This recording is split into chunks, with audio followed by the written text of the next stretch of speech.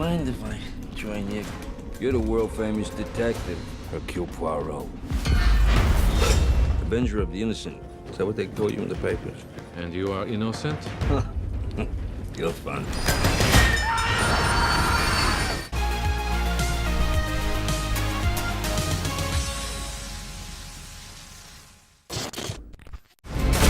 We're surrounded by lies! I'm sleeping here, where everyone can see me. And I can see everyone. Who takes up the knife? Cannot trust no one. Another one?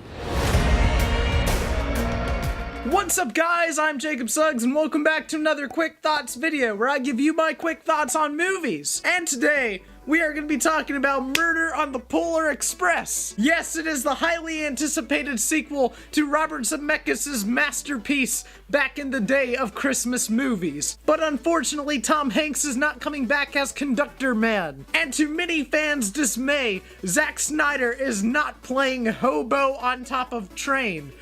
I know, it broke my heart as well. Unfortunately, this is a spin-off film that takes place in the same universe as the Polar Express, the PECU. And all jokes aside, I actually was excited for Murder on the Orient Express. It actually looked like a pretty solid film, and I thought it was going to be Clue for this generation. Yeah, you know the board game Clue? They actually made a movie out of that, and it's actually a pretty awesome movie, and you should totally watch it because it's actually really fun. I mean, it's the perfect party movie, and I kid you not, when they released Clue back in the day, they released 3 separate versions of the film to different theaters across the states, meaning that you could go in and see one ending to the film, and then your friend could go into a different showing and see a totally different ending. That stuff blows my mind, and that would not happen today, but I just think it's this really ambitious, cool thing that I just really like. And so whenever I was walking into Murder on the Orient Express, I was hoping that this movie was going to be Clue for another generation. Unfortunately, it's not. But I don't want to get into negatives right away, so let's talk about the things that I actually liked in this movie. All of the performances, just across the board, were pretty solid for the most part. For what they were given with the script, they gave a pretty solid performance. I mean, Johnny Depp in this movie is actually really great, and the fact that I'm saying that Johnny Depp is great in a movie is just kind of amazing.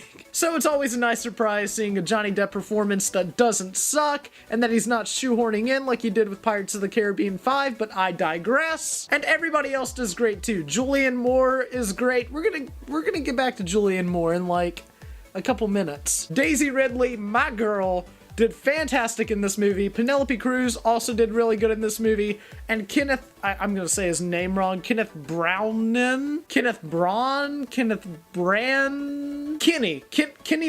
Kenny Loggins also did great in this movie, and I thought that he was really good as the inspector and detective trying to find out who done it. And this movie looks really good. The movie has really interesting cinematography. Sometimes it doesn't look that great, but I would argue for the most part and for the majority of the movie, it actually looks like a pretty solid film. I really dig movies that have solid cinematography, and some of the angles that they do stuff with in this movie are actually really cool. So you've got great performances and you've got great visuals.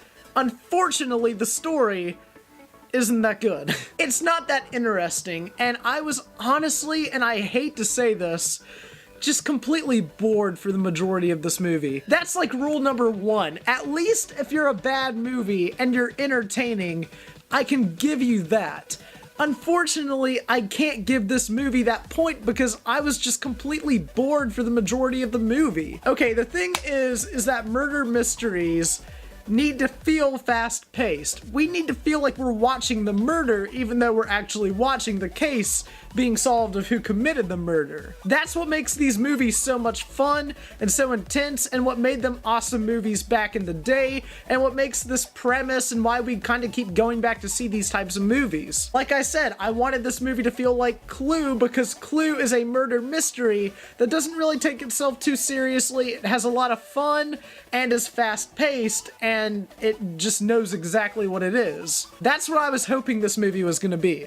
Unfortunately, this movie takes itself way too seriously and just becomes too complex for its own good, and just overall gets really bogged down and boring and is painfully breakneck slow. I don't even know what I said just now. It didn't make sense, but I'm making stuff up because this movie was so boring. And if you don't believe me and you feel like I'm not being fair to the movie, just know that the guy behind me sitting in the theater fell asleep for the majority of the second act, started snoring fairly loudly in the theater, and it took someone 25 minutes just to nudge him to wake him up. Yeah, I had to deal with like this.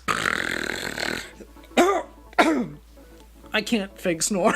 I had to deal with that for like 25 minutes. My friend Carson sitting next to me had to deal with it for 25 minutes. It freaking sucked. And maybe the audience just kind of hindered my experience a little bit, but I don't know if I can say that because he was literally the only one in the theater that kind of got on my nerves. And I feel like this film's biggest flaw is the script. If the script had like, I don't know, like 3 or 4 more passes, maybe we would be getting an entertaining, fun, fast-paced movie. I mean, the trailers were set to a fast-paced Imagine Dragons song. You would think that the movie would kind of follow that pace. Unfortunately, the trailers don't show how slow the movie actually is, and even though the movie is kind of fairly short, in the words of my friend Rachel Freeman, it felt a lot longer than it actually was. I mean, I want to walk into every single movie that I see and absolutely love it. Unfortunately, I don't live in a world to where that happens. And I wanted to bring up Julianne Moore. I'm starting this trend, hashtag Julianne Moore curse.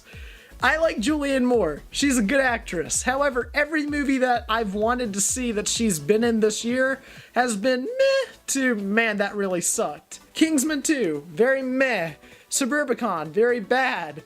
Murder on the Orient Express, pretty boring and pretty bad. I don't know what it is. Nothing against Julianne Moore. Like I said, I like Julianne Moore.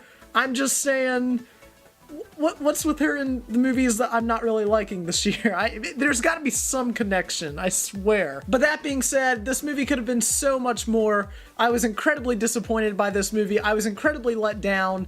And at the end of the day, they just have too much going on in this movie, and the movie's too slow, and it can't balance out the overabundance of characters with the slow, boring, whodunit plot that we've seen before. It didn't add anything new to the genre, the characters weren't that interesting, and overall, I really didn't like this movie, and I'd probably give it like a 4 out of 10. I say that because the visuals were solid, the performances were solid, it's just, you gotta have a story in there somewhere. But that being said, some people online that I know really enjoyed the movie or thought it was okay. It's got like a 59 on Rotten Tomatoes, so take that for what it's worth. So you could very much love this movie, just know that I can't recommend it because I personally didn't really enjoy it that much. But what did you think of Murder on the Orient Express? Did you like it? Did you not like it? Let me know down in the comments below. And as always, I'm Frame by Frame. Remember the name, please like, comment, and subscribe.